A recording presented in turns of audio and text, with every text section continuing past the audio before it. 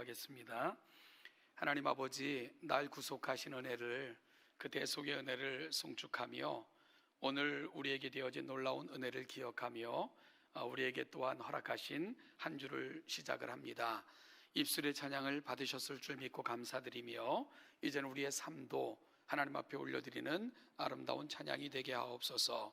무엇보다도 걸어가는 발걸음 한 걸음 한 걸음이 하나님의 말씀을 안내자 삼고 푯대 삼아 걸어가는 우리의 발걸음 되게 하시고 매 순간마다 성령께서 주시는 지혜로 우리의 삶을 비춰가며 살아가는 동천의 성도들 되게 하여 주옵소서. 감사드리며 예수님의 이름으로 기도하옵나이다. 아멘. 입대해서 훈련소에서 훈련을 받을 때 그 조교 중에 한 사람이 유난히 그 최성수 씨의 동행이라는 노래를 굉장히 좋아했습니다. 그래서 틈만 나면 그 훈련병 중에 아주 구슬프게 노래를 잘하는 그런 그 훈련병이 있었는데 뭐 쉬는 시간이면 그 친구 나오라 그래가지고 이 동행이라는 노래를 부르게 했어요. 뭐 아시는 분들도 있을 텐데 뭐 가사를 보면 뭐 빈 마음 빈 가슴 뭐 이렇게 그 헤어짐의 아픔들 또 다른 만남 뭐 이런 걸 갈망하며 이 구성진 이 멜로디와 함께 어우러진 이게 좀 부르고 나면 여운이 남는 그런 노래였고요. 그래서 그 하도 듣다 보니까 저도 익숙해졌고 또 좋아하는 노래가 됐고 또 가끔 읊조리는 그런 노래가 됐습니다. 어찌 보면 그 인생이란 동행을 갈망하고 또 만나서 동행하고 때로는 헤어지고 또 다른 동행을 찾고 그래서 만남이 참 중요하고 동행은 더더욱 중요한 과제가 아닐까 이런 생각을 많이 해보게 됩니다. 우리 동천교회 성도님들은 어떻게 그 아름다운 동행들을 하고 계시지요? 여러분 곁에 좋은 동행자들이 있으시길 바라는데요. 이 고대인들의 지혜와 특별히 그 하나님의 사람들이 살아가는 삶의 지혜를 담고 있는 잠언도 이 동행에 대한 많은 권면을 담고 있는 것을 보게 됩니다. 그래서 이 잠언을 처음부터 다시 끝까지 읽어보면서 이 동행과 관련된 성구들을 하나하나 좀 점검해 봤는데요. 점검하는 중에 먼저 동행하지 말아야 될 대상들은 누구일까? 성경은 뭐라고 언급하고 있을까 하는 것을 찾아봤는데 잠언 1장 10절을 보면 내 아들아 악한 자가 너를 꾀일지라도 따르지 말라 라고 권면하는 것을 볼 수 있습니다. 그들과 함께 길에 다니지 말고 내 발을 금하여 그 길을 밟지 말라 라고 권면하고 있는 것을 보게 됩니다. 악한 자가 꾀일지라도 그 꾀임에 넘어가지도 말고 그들과 발을 맞추지도 말라는 그런 권면입니다. 왜냐하면 대저 그 발은 악으로 달려가며 피를 흘리는데 빠름이기 때문이다 라고 그 이유를 밝히고 있습니다. 잠언 3장 31절을 보면 포악한 자를 부러워하지 말며 그의 어떤 행위도 따르지 말라 그러면서 포악한 자를 부러워하지도 말고 그의 어떤 행위도 따르지 말라. 어떻게 보면 포악한 자는 권력이 있어서 그 권력이 힘인 것처럼 마음껏 휘둘러대는 그런 사람들을 의미하는 것 같은데요. 그들을 부러워하지 말라는 겁니다. 그리고 그들의 어떤 행위도 따르지 말라 권면합니다. 왜냐하면 패역한 자는 여호와께서 미워하시기 때문이다 라고 그 이유를 또한 밝히고 있습니다. 오늘 함께 읽은 본문 잠언 13장 20절을 보면 지혜로운 자와 동행하면 지혜를 얻고 미련한 자와 사귀면 해를 받느니라 라면서 미련한 자와 사귀거나 동행하지 말라라고 또 권면합니다. 심지어 잠언 17장 12절에서는 이렇게까지 말씀하는데요. 차라리 새끼 빼앗긴 암곰을 만날지언정 미련한 일을 행하는 미련한 자를 만나지 말 것이니라. 이 미련한 자를 만나는 것은 새끼 빼앗긴 암곰을 만나는 것보다 위험하다라고 말씀하고 있는 것을 보게 됩니다. 잠언 22장 24절을 보면 노를 품는 자와 사귀지 말며 울분한 자와 동행하지 말지니 라고 이야기하며 그 이유를 내 영혼을 올무에 빠뜨릴까 두려움이니라 라고 그 이유를 밝히고 있습니다. 노를 품는 자 사귀지 말고 울분한 자와는 동행하지 말라. 왜냐하면 그들이 네 영혼을 올무에 빠뜨릴 것이기 때문이다 라고 그 이유를 밝히고 있는 구절을 발견하게 됩니다. 이외에도 잠언에는 살면서 동행하면 유익한 자와 동행하면 안 되는 자에 대한 구분이 있는 것을 보게 됩니다. 그리고 동행하면 무익한 자와 동행한 결과에 대해서도 신랄하게 그 결과를 보여주고 있습니다. 누군가 이렇게 반문할 수도 있을 것 같아요. 아니 믿는 자가 누구나 사랑하고 누구나 친해야지 사람 가려가며 사귀면 되겠냐고 그렇게 말할 수도 있겠지만, 여러분, 그런데 잠언은 인생을 어떻게 지혜롭게 살아야 하는가에 대한 권면을 담고 있는 책 아니겠습니까? 특별히 하나님의 사람으로서 우리는 우리의 인생을 어떻게 살아야 될 것인가에 대한 귀한 권면을 담고 있는 것이 잠언인데요. 따라서 이것은 누군가를 사랑하는 것과는 또 다른 차원의 이야기인 것을 알게 됩니다. 악인이라도 심지어 원수까지라도 사랑해야 되겠지만, 이런 사랑을 요구받고 있지만 내 인생의 건축가로서 귀한 재료들로 내게 허락된 인생을 또한 세워 건축해 나가는 것, 이것 또한 우리에게 주어진 아주 중요한 사명일 것입니다.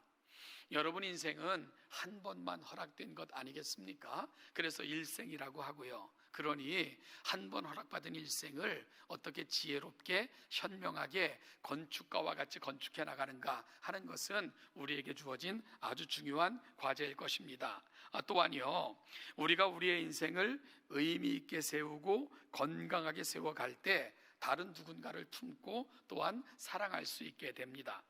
사랑이라는 것은 늘 넓은 곳에서 좁은 곳으로, 풍성한 곳에서 가난한 곳으로, 좁은 곳에서 낮은 곳으로 흘러가게 되어 있지 않겠습니까? 그래서 하나님이 주신 풍성한 것들로 우리의 인생을 채워나가는 것은 세상을, 이웃을 사랑하는 또 다른 방법을 찾는 것일 겁니다.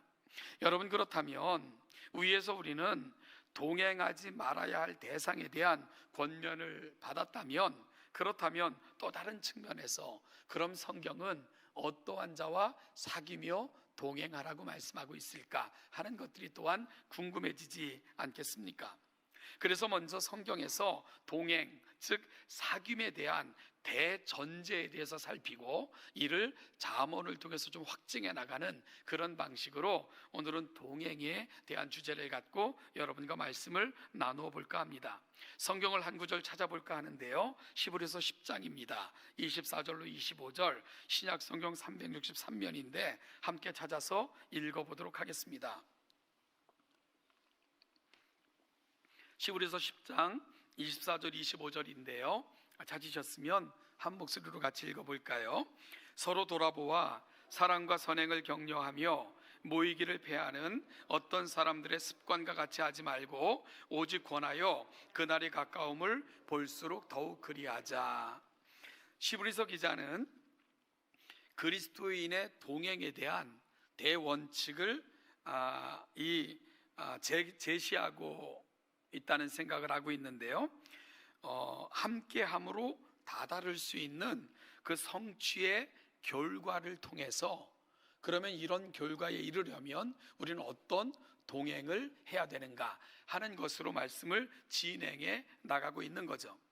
여러분, 즉 함께 할 때 나타나는 결과를 통해 이런 동행을 이루라 라고 권면하고 있는 건데요, 그렇다면 함께 동행함으로 어떤 결과가 만들어져야 되는가? 좋은 동행은 어떤 결과를 만들어내는가? 첫 번째는요, 사랑과 선행을 격려받게 된다. 이것이 바람직한 동행이 만들어내는 결과라고 말씀하고 있는 것입니다.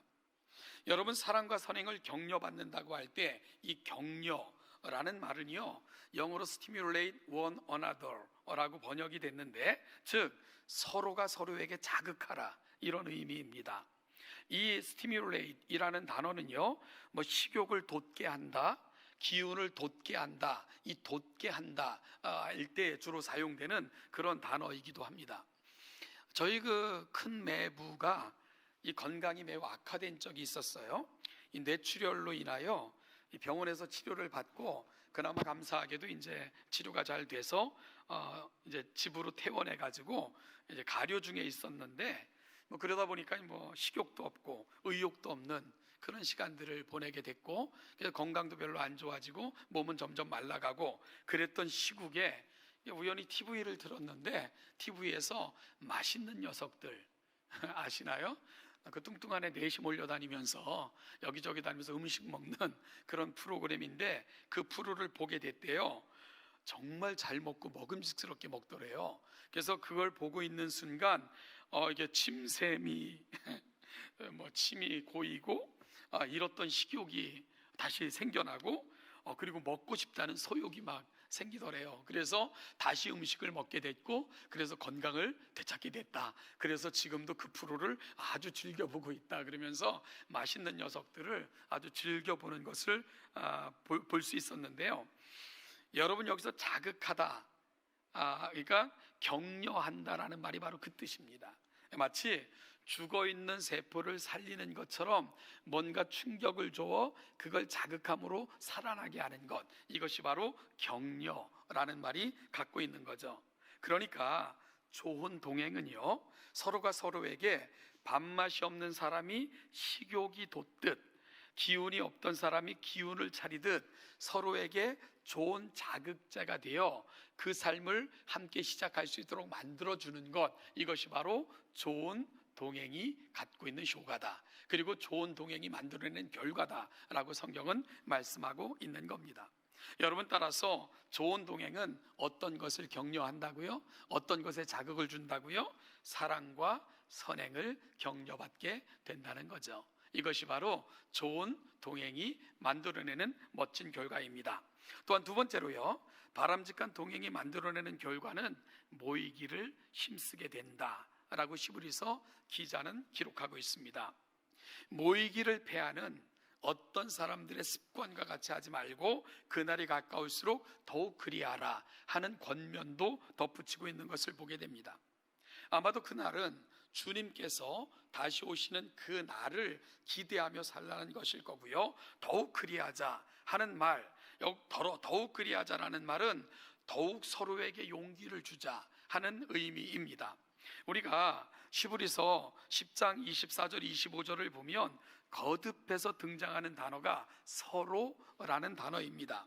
물론 우리말 번역본에는 서로가 한 번밖에 등장하지 않지만 사실 25절에도요, 모이기를 패하는 어떤 사람들의 습관과 같이 하지 말고 오직 서로 권하여 라면서 여기에도 서로라는 말이 원문에는 쓰여지고 있는 것을 확인받게 됩니다.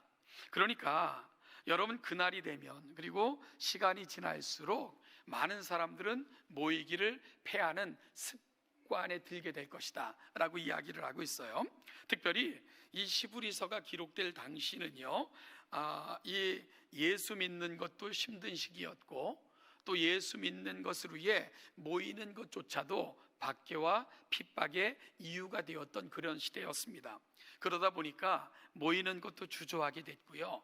그러다 보니까 한 번 주저해서 안 모이고 두 번 안 모이다 보니까 그게 어떻게 되어 있습니까? 습관이 되어져 버린 겁니다. 그래서 이 습관이라는 게 사실은 굉장히 무서운 거죠. 저는 가끔 그런 얘기를 합니다. 저 사람이 어떤 사람일까? 저 사람이 어떤 삶을 살았지를 보려면 그 사람의 습관을 봐라, 이런 얘기를 많이 해요. 이 습관이라는 것은 한두 번 행동한다고 해서 만들어지지 않거든요. 하루 이틀에 만들어지는 것 아닙니다. 오랜 시간 동안 되풀이된 행동의 결과가 습관이거든요. 그러니까 어떤 사람이 어떤 습관을 가지고 있다는 것은 오랜 세월 동안 그 일을 되풀이했다는 증거입니다. 어찌 보면 그 인생의 작은 역사를 습관은 보여주고 있는 거죠. 시브리 공동체는 안 좋은 습관을 만들어가고 있었어요. 모이기를 패하는 것, 그것이 바로 습관처럼 번져가고 있던 그런 시대에 오늘 시브리서 기자는 그럴 때일수록 서로에게 자극을 줘라, 그리고 서로를 격려하라. 서로에게 용기를 줘라. 그래서 모이기를 힘쓰는 공동체를 만들어 가라 라고 권면하고 있는 것이 오늘 본문이 가고 있는 자리입니다. 그래서 모이기를 패하는 어떤 사람들의 습관과 같이 하지 말고 서로가 서로에게 자극을 주어 모이기를 힘쓰는 공동체를 만들어 가라 라고 권면하는 거죠. 이것이 좋은 동행이 만들어낸 또 다른 결과이고 효과라고 권면하고 있는 겁니다. 여러분, 향을 쌌던 종이에서는 향긋한 냄새가 나고요, 생선을 쌌던 종이에서는 비릿한 생선 냄새가 나지 않겠습니까? 좋은 동행은 서로에게 이토록 좋은 영향을 끼치게 되는 것입니다. 자, 그렇다면 잠언에서 그토록 동행하는 이가 누구인가의 중요성을 계속 강조하고 있는 것을 우리가 확인받게 되는데요. 그렇다면 잠언에서는 이 좋은 동행으로 인한 결과를 만들려면 어떤 이들과 동행해야 되는가, 잠언에서는 어떤 이와 동행하라고 권면하고 있을까, 그걸 좀 살펴보려고 합니다. 여러분, 우리는 먼저 잠언을 통해 잠언에서는 어떤 사람들과 동행하거나 사귀면 안 된다 하고 권면하고 있는 것에 대해서 살펴봤잖아요. 어떤 자들과 동행하거나 사귀지 말라고요? 악한 자, 그리고 포악한 자, 미련한 자, 노를 품고 사는 자, 울분을 품고 사는 자들은 가까이 하거나 동행하지 말아라 라고 권면하는 것을 살펴봤습니다. 그렇다면 우리가 이 부분을 좀 뒤집어 놓고 보면 성경에서 어떤 자와 동행하는 것을 권면하고 있는가에 대한 답을 찾을 수 있지 않겠습니까? 사실 우리가 성경을 읽을 때 이런 말들을 많이 쓰잖아요. 살인, 강도, 도둑질, 이간질, 폭력, 이런 것들을 뭐라고 합니까? 흔히 죄라고 얘기하지 않습니까? 그런데 정확한 개념은 아니죠. 이것은 죄가 아니고요, 죄의 결과입니다. 그러니까 죄가 이런 모양으로 나타나는 거예요. 그렇다면 성경은 죄를 뭐라고 하느냐? 하말티아라고 얘기해서 죄는 원래 지어진 목적에서 벗어나는 걸 죄라고 말합니다. 그래서 하말티아가 갖고 있는 원래의 뜻이 뭡니까? 빗나간 화살. 화살은 관역을 향해 나라가 관역을 맞춰야 되는데 관역이 아닌 엉뚱한 데로 날아간 화살, 이걸 가리켜서 하말티아, 죄라고 말하는 거예요. 그렇다면 하나님께서 우리를 어떻게 지으셨습니까? 하나님의 형상을 따라 하나님의 모양대로 지으셨잖아요. 하나님을 닮은 존재로 지으셨습니다. 따라서 우리는 하나님을 관역 삼아 끊임없이 하나님을 바라며 하나님께로 나아가는 그런 인생을 살아야 됩니다. 그런데 그 하나님을 벗어날 때 이걸 가리켜 성경은 죄다라고 이야기하는 거고요, 하나님을 떠난 인생들이 보이는 결과들이 뭐냐? 살인, 강도, 도둑질, 이간질, 폭력, 이런 것들이 되는 거죠. 그러니까 이런 것들은 죄가 만들어낸 결과들이다 라고 말씀을 드리는 게 맞겠죠. 마찬가지로요, 우리가 잠언을 읽다 보면 동행하지 말아야 될 대상들로 언급되는 대상들이 있어요. 예를 들면 포악한 자, 미련한 자, 노를 품고 사는 자, 울분을 품고 사는 자, 이런 자들은 가까이 하지 말아라. 네 영혼이 다친다. 네가 길을 잘못 들게 된다. 그러므로 파멸에 이르게 된다. 권면하거든요. 그러면 이러한 자들을 포괄하는 개념이 있습니다. 그게 뭐냐? 악한 자라는 개념입니다. 즉 포악한 자, 미련한 자, 노를 품고 사는 자, 울분하는 자, 왜 이런 삶의 모습이 나타나느냐? 그들은 악에 사로잡힌 악한 자들이기 때문이다. 그리고 그 악이 만들어낸 결과들이 그런 것들이다. 잠언은 그렇게 설명하고 있다는 거죠. 따라서 여러분, 결국은 잠언에서 권면할 때 어떤 자와는 동행하지 말아라, 악인과 동행하지 말라는 거죠. 어떤 자들을 가까이 하지 말아라, 악인을 가까이 하지 말아라. 왜냐하면 악인들은 포악함, 미련함, 노를 품고 울분하는 모습으로 끊임없이 그 결과를 만들어내기 때문에 악인을 가까이 한 사람의 결과가 그렇게 나타날 것이기 때문이다 라고 권면하고 있는 거죠. 여러분, 결국은 그들의 마음엔 악이 가득 찼어요. 그러다 보니까 그 삶의 모습이 결과가 포악함으로, 입술의 악함으로, 노를 바람으로, 음녀와 같은 간악함으로 나타나게 되는 것입니다. 화학에서 질량 보존의 법칙이라는 게 있죠. 물체가 고체, 액체, 기체 중 어떤 상태가 되어도 본래 그 물체가 가지고 있는 질량은 변하지 않는다. 뭐 그런 의미죠. 여러분, 하나님께서는 인간을 10이라는 숫자의 분량으로 지었다고 생각을 해봅시다. 그러면 그 10은 언제나 우리 안에 존재하고 있는 거예요. 그 10이 악함 쪽으로 충만하느냐 아니면 의로움 쪽으로 충만하느냐, 그 방향이 다른 것뿐이지요 그 질량이 변하지 않을 것입니다. 그런데 악인은 그 분량이 악함으로 충만한 거죠. 그러다 보니까 그 충만한 악함이 행위로 드러나게 되는데, 그 결과들이 남을 향하여 포악함으로, 남을 향하여 노를 바람으로, 언제나 간악함으로, 음란한 모습으로 그 결과를 만들어내는 것입니다. 잠언은 이런 것들로 충만히 채워져 있는 사람들, 이들을 가리켜 악인이라고 표현하고 있는 거죠. 그리고 그들과 가까이 하지 말아라. 왜요? 그 결과가 너무나도 뻔하기 때문이다 라고 권면하고 있는 겁니다. 그렇다면 어떤 자와 동행해야 될까요? 여러분, 잠언에서 악인과 반대되는 개념으로 사용되는 개념이 뭘까요? 의인입니다. 의인이에요. 그리고 의로운 자라는 개념과 동일한 개념으로 주로 사용이 됩니다. 잠언은 의인과 악인이 서로 대조를 이루며, 악인은 질책과 경계의 대상이지만 의인은 칭찬과 마땅히 따라야 될 삶의 모습으로 주로 제시가 됩니다. 여러분, 물론 의로운 자와 동행하는 것, 그건 너무 당연한 것 같이 여겨지고요, 어느 문화에서나 보편적인 가르침일 것입니다. 그러나 성경에서 말하는 의로운 자는 어떤 자인가 하는 것을 살피는 것은 매우 중요한 의미를 담고 있습니다. 왜냐하면 이 의라는 개념, 의인이라는 개념은 죄와는 아무 상관이 없는, 이제는 죄를 더 이상 짓지 않게 된 그런 사람을 의미하지는 않거든요. 세상에 그런 사람은 없죠.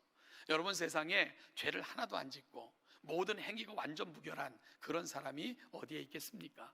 그렇다면 성경은 어떤 사람을, 특별히 잠언과 시편과 같은 시가서에서는 어떤 사람을 의로운 사람이라고 일컬으는가, 어떤 사람을 의인이라고 말하는가 하는 것에 대한 정확한 정의는 좀 필요하리라 생각이 됩니다.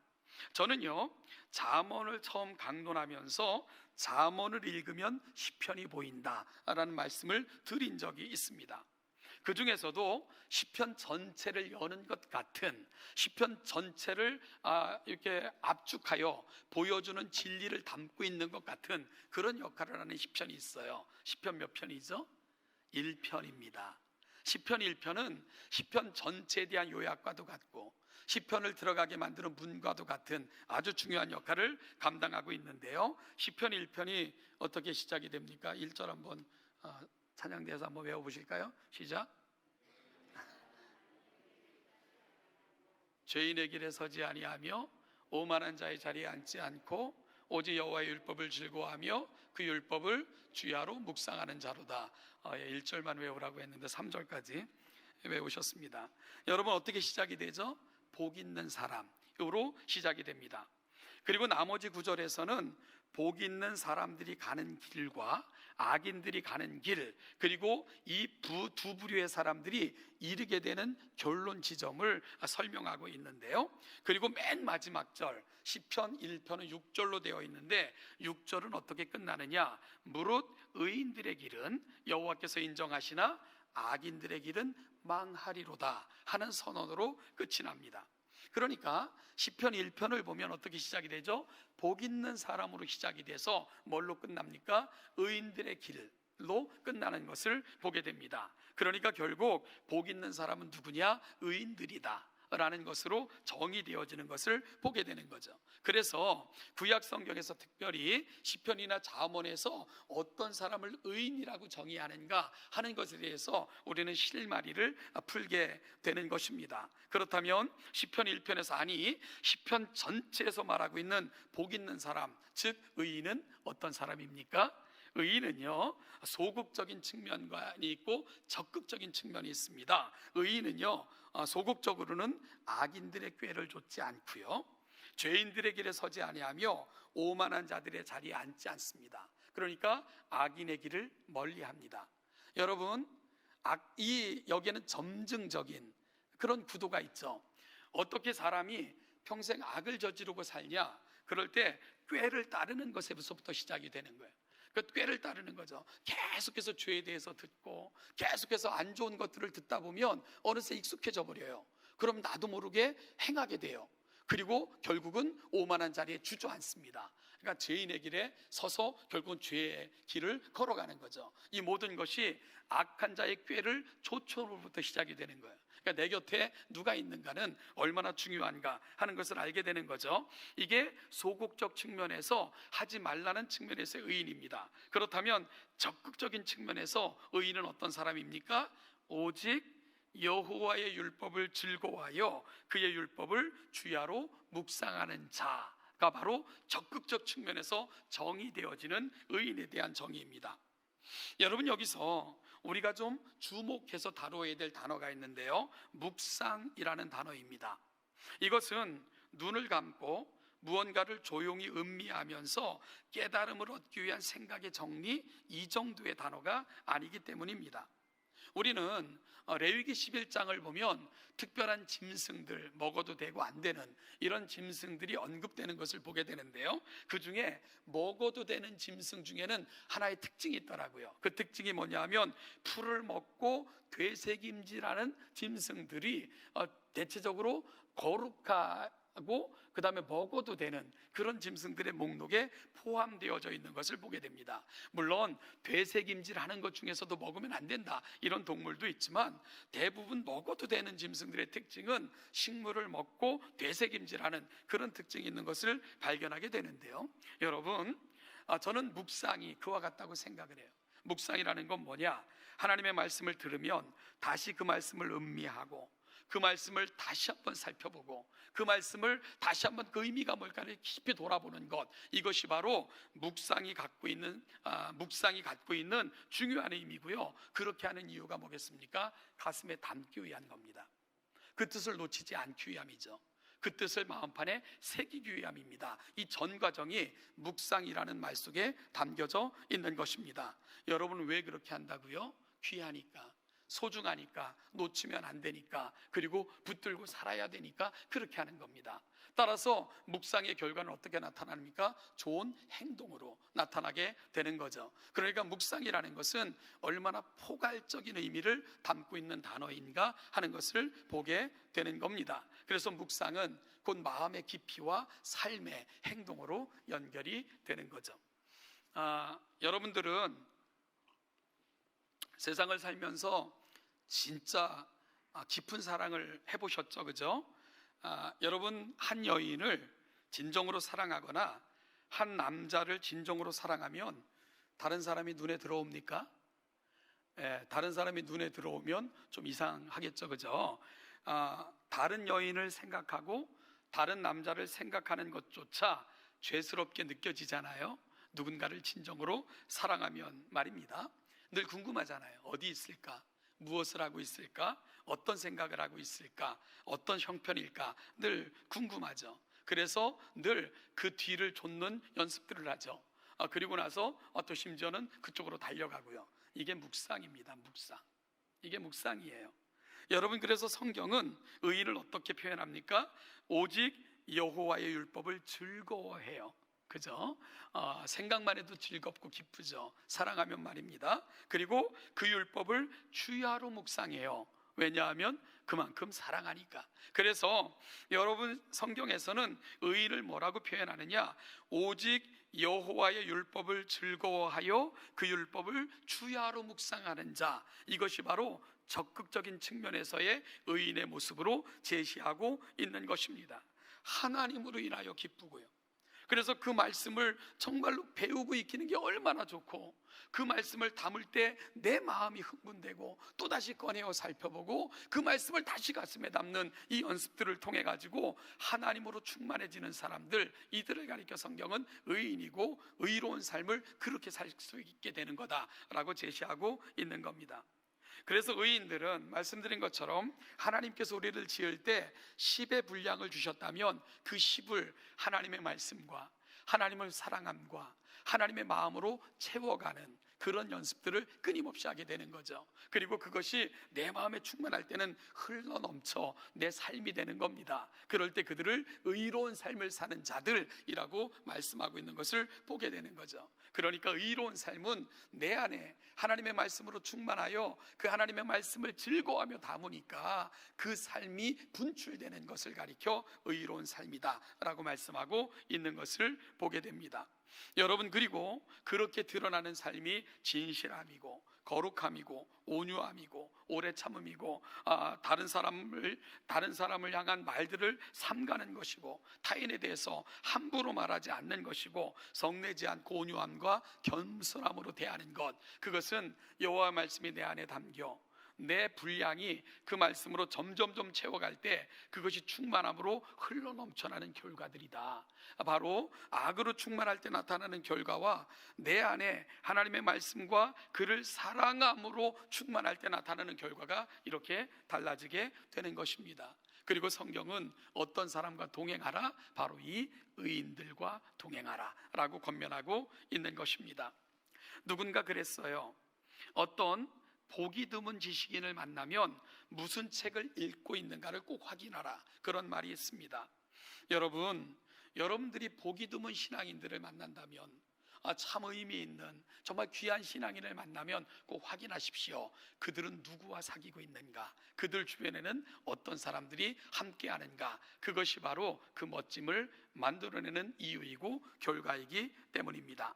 사랑하는 여러분, 성경은 매우 강조합니다. 서로 격려하여 사랑과 선행을 격려받고 서로 용기를 주어 모이기를 힘쓰게 하고, 여러분, 이 모든 것들은 서로 속에서 되어지는 아름다운 동행이 만들어내는 결과라고 성경은 말씀하고 있는 것을 보게 됩니다. 그리고 성경은 바로 하나님의 말씀을 사랑하고 그 말씀을 가슴에 담고 그 말씀을 붙들고 살기 위해 했으며, 그 말씀이 흘러넘쳐 내 삶의 모양이 되는 사람들, 그들이 바로 사모하며 동행하기를 힘써야 될 너희들의 동행이다 라고 말씀하고 있는 거죠. 어느 가수는 누가 나와 같이 이 험한 세상을 동행해 줄 것인가, 그 동행을 구하면서 애처롭게 노래하면서 갈구했습니다. 사랑하는 여러분 곁에는 함께 있으므로 선행과 사랑이 격려되어지고 하나님을 향한 거룩한 열정이 회복되어지고 정말로 무뎌졌던 내 신앙의 양심들이 회복하는 그런 역할을 하는 정말로 자극과 같은 그런 좋은 동행자들이 여러분 곁에는 있습니까? 우리 동천교회 서로가 그런 동행자들이 되시기를 주님의 이름으로 축복합니다. 여러분, 질문을 바꿔볼까요? 여러분들은 누군가에게 그런 동행이 되어주고 계십니까? 여러분들이 함께함으로 사랑과 선행을 격려받고, 여러분들이 함께함으로 하나님을 향한 더 뜨거운 열망으로 넘쳐 의로운 삶을 향한 거룩한 열망들이 분출되어지는 그 좋은 만남, 그 좋은 동행, 여러분들은 누군가에게 그런 동행이 되어주고 계십니까? 예수님께서는 떠나시면서 불안해하는 제자들에게 보혜사를 보내주시겠다고 약속하셨습니다. 보혜사는 곁에 서서 누군가의 이름을 부르며 격려해주는 그런 의미가 보혜사가 갖고 있는 의미입니다. 하나님께서 우리에게 그런 좋은 동행이 되어주셨다면 하나님을 깊이 묵상하는 가운데 여러분들이 누군가에게 성령님과 같은 보혜사와 같은 아름다운 동행자가 되어주시는 우리 동천교회가 되어 서로 자극되어 사랑과 선행이 격려되어지고 하나님 앞에 더 큰 열망을 안고 나아가는 아름다운 결과가 생겨지는 아름다운 공동체 동천교회가 되기를 주님의 이름으로 축복합니다. 기도하겠습니다. 하나님 아버지, 은혜와 사랑을 감사합니다.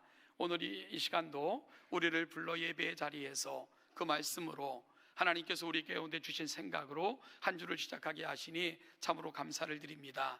하나님 아버지, 우리가 살아가는 세상은 만남과 동행의 연속인데 우리는 누구와 만나며 어떤 자와 동행하고 있고 우리는 누군가에게 어떤 동행이 되어주는가를 다시 한번 확인받는 가운데 성령께서 우리 곁에 다가오셔서 힘들고 지쳤을 때 우리 이름 부르며 동행자가 되어주셨고, 하나님의 말씀을 통해서 참 우리가 품고 살아야 될 생각을 우리 마음속에 넣어주셨던 것처럼 이 귀한 것들을 가슴에 담고 누군가에게 보혜사처럼 성령님처럼 이 아름다운 동행의 역할을 감당해주는 우리 동천교회 모든 성도들이 되게 하여 주옵소서. 그러므로 우리 동천교회 사랑하는 성도들을 통해 누군가는 참 사랑과 선행을 격려받고 모이기를 힘쓰게 되는 아름다운 신앙의 결단에 이르는 그 좋은 결과가 우리 동천교회 성도들을 통해 되어질 수 있도록 은혜 위에 은혜를 더하여 주옵소서. 감사드리며 예수님의 이름으로 기도하옵나이다.